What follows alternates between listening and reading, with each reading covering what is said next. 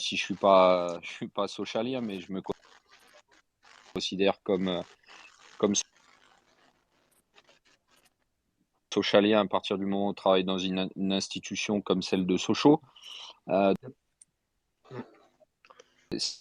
Au niveau du club. Donc maintenant, quelque part, c'est vrai qu'aujourd'hui, bah, vous comme nous, on est quelque part dans une impasse parce qu'on est lié à la décision d'un actionnaire.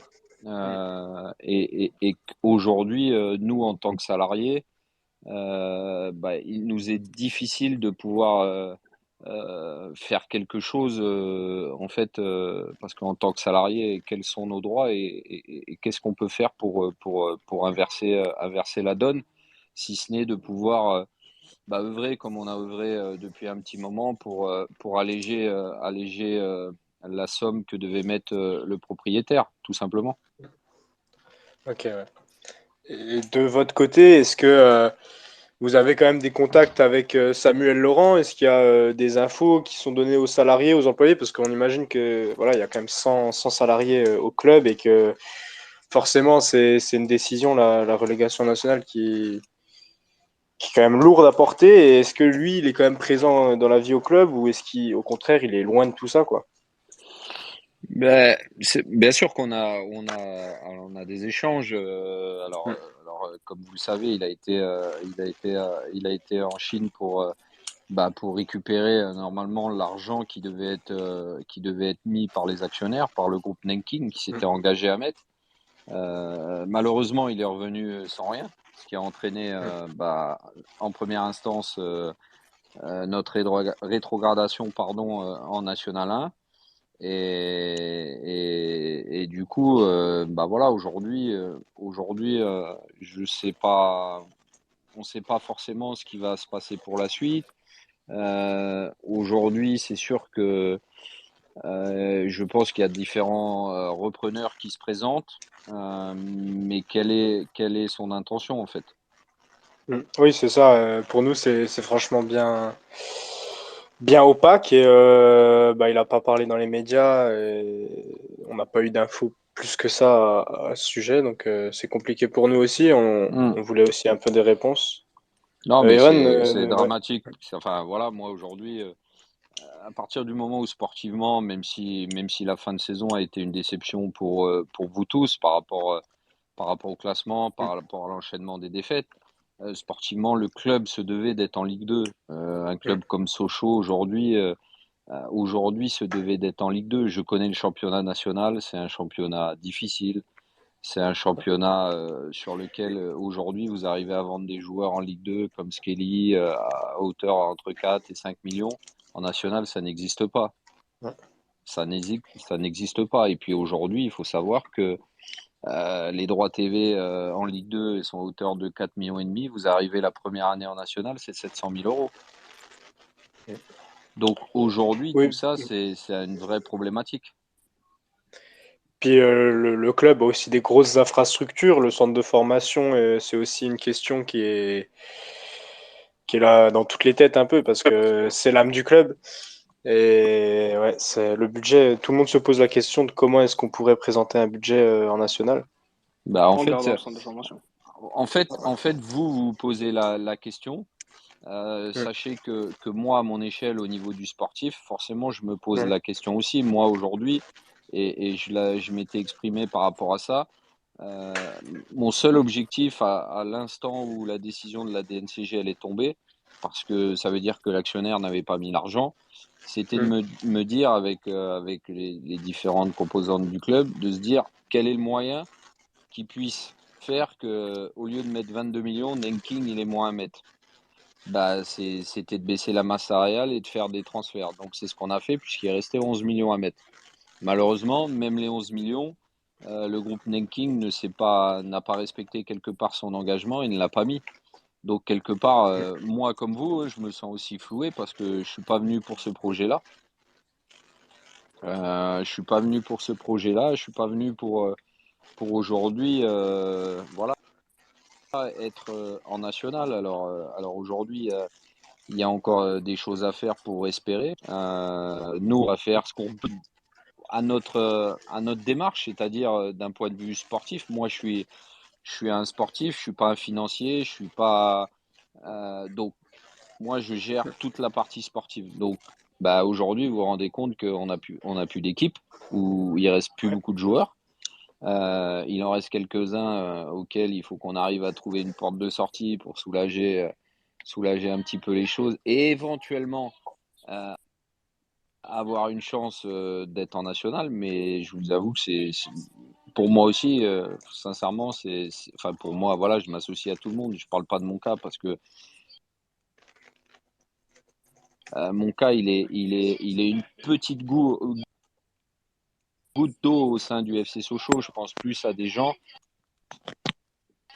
qui ont connu que le FC Sochaux, qui sont là depuis 25 ans, depuis 30 ans. Je vois un petit peu la place qu'a le FC Sochaux dans le paysage et auprès des supporters. Ils ont quelque part, c'est une institution. Et aujourd'hui, malheureusement, ben, je suis pas aussi triste que vous parce que je mentirais. Je suis très, très triste, mais j'ai pas la même. Il faut il faut pas mentir aux gens. C'est-à-dire que j'ai j'ai pas la même connaissance du club que vous avez, l'amour de cette région, mais sincèrement, c'est un club qui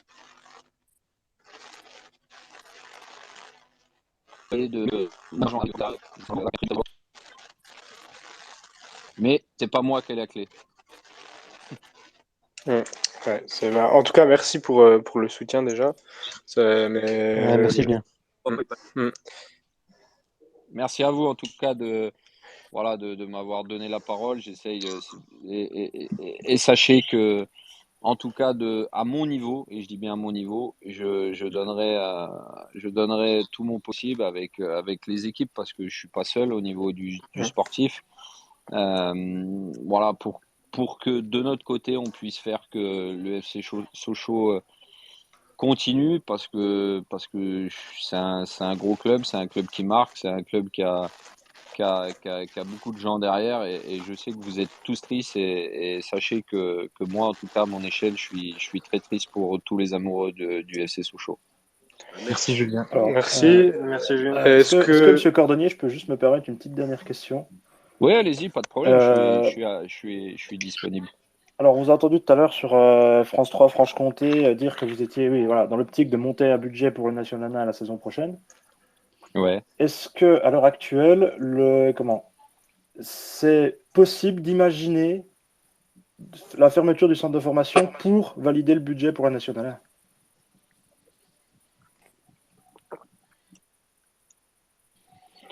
Moi, je vais vous répondre. Ça, c'est ma position de sportif.